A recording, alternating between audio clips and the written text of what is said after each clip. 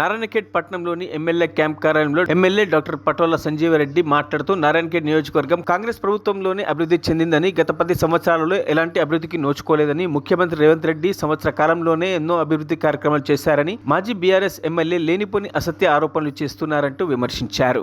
రాష్ట్రాన్ని దివాలా తీసినటువంటి గత పాలకులు, స్థానిక టీఆర్ఎస్ నాయకులు వాళ్ళు కేవలం బురద జల్లే కార్యక్రమం పెట్టుకున్నారు.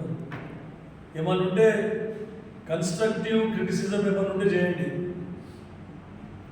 కానీ ఏదో ఒకటి అబద్ధాలు చెప్పి బురద జల్లే కార్యక్రమం చెప్తే ఊరుకునే ప్రసక్తి లేదు. ఇంకా పర్సనల్ క్రిటిసిజం కూడా వస్తూ ఉన్నాం.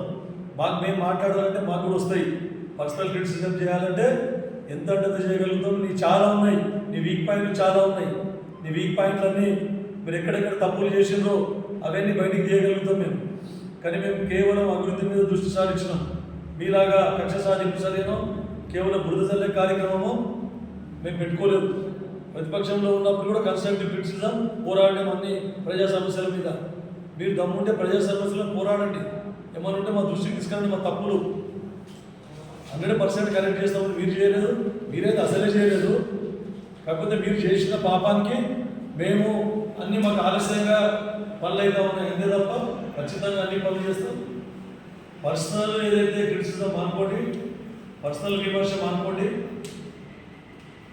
మీ తప్పులని ఎక్కడెక్కడ మీరు పొరపాటు చేసినని బయటికి తీస్తే అసలు మీరు తల తీసుకొని బీరువాలో పెట్టుకోవాల్సిన పరిస్థితి ఏర్పడుతుంది.